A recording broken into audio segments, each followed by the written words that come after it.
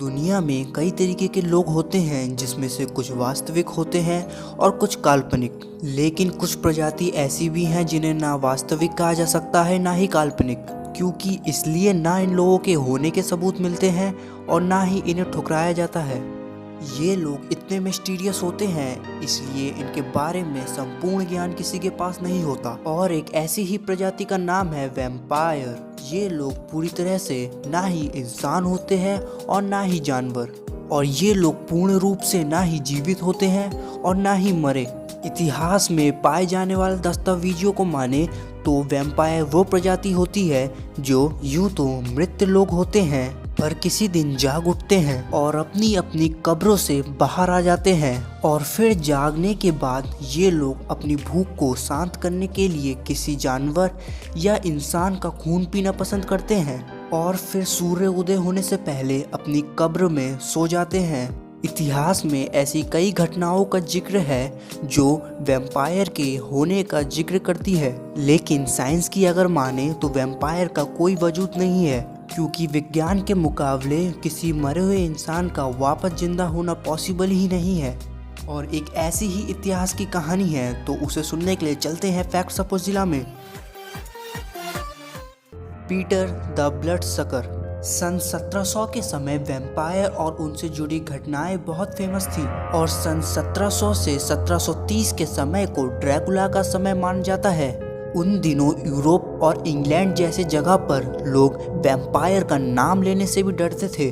सन 1725 में किसी लोअर सर्विया नाम की जगह पर एक किसान था जिसका नाम पीटर था। उसकी मौत हो चुकी थी, लेकिन पीटर के मौत के कुछ दिन बाद कुछ ऐसा हुआ जिसे देख के लोगों के एल लग गए। अपनी मौत के 3 दिन बाद पीटर अपने 10 साल के बेटे के पास आया और अपने बेटे से कुछ खाने के लिए मांगा। उसके बेटे ने उसे खाना दे दिया और पीटर फिर वहाँ से चला गया। लेकिन अगले दिन पीटर एक बार फिर अपने बेटे से खाना मांगने आया, तो इस बार उसके बेटे ने पीटर को खाना देने से इनकार कर दिया। अगली सुबह पीटर का बेटा मृत अवस्था में पाया गया। उसके शरीर को देख के ऐसा साफ पता चल रहा था कि उस बच्चे के शरीर में खून की एक बूंद नहीं थी, क्योंकि उस बच्चे का शरीर पूरी तरह से सफ़ेद पड़ा हुआ था और उसकी आंखें खुली थी, जिसे देख लग रहा था कि उस बच्चे ने कुछ डरावना देखा हो। उस बच्चे की डेड बॉडी में जो बात सबसे ज़्यादा विचित्र थी वो ये थी कि बच्चे की गर्दन के राइट साइड बहुत बुरी तरीके से घायल था। उसके घावों को देख के ऐसा लग रहा था जैसे मानो उसकी गर्दन को नोच खाया हो। इस मौत के बाद लगातार 9 दिन तक ऐसे ही मौत का सिलसिला चल रहा था, और उस गांव के लोगों के बीच खौफ इतना बढ़ गया था कि गांव वालों ने वैम्पायर हंटर का सहायता लेने का फैसला किया। इन वैम्पायर हंटर ने जब उन्हीं सब मौतों की स्टडी की तो पाया कि सभी मौतों के पीछे किसी वैम्पायर का हाथ है। फिर उन्होंने जब पीटर की कब्र को खोल के देखा तो वहाँ मौजूद सभी लोग हैरान हो गए। पीटर का मृत शरीर अभी भी बिल्कुल ताज़ा था और उसके कपड़े खून से भीगे पड़े हुए थे।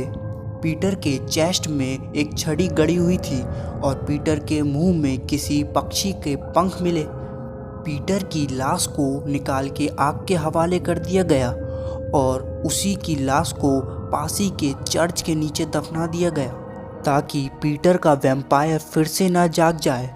और इसी के बाद पीटर को दोबारा कभी नहीं देखा गया। लेकिन पीटर के छाती पे वो छड़ी और मुंह में पक्षी का पंख कैसे आया, इस मिस्ट्री को कोई नहीं सुलझा पाया। क्या पीटर पे किसी तरह से जादू करके उसे वैम्पायर बनाया गया था? ये बात पीटर के साथ ही ज़मीन में दफन हो गई। तो ये थे कुछ वैम्पायर फैक्ट। तो आज के लिए बस इतना ही। अगर वीडियो पसंद आई हो तो वीडियो को लाइक, कमेंट एंड सब्सक्राइब कीजिए, और शेयर करना तो बिल्कुल मत भूलना। सब्सक्राइब करने के बाद नोटिफिकेशन बेल को ऑन कर देना, जिससे मेरी लेटेस्ट वीडियो का अपडेट आपके पास आ जाए।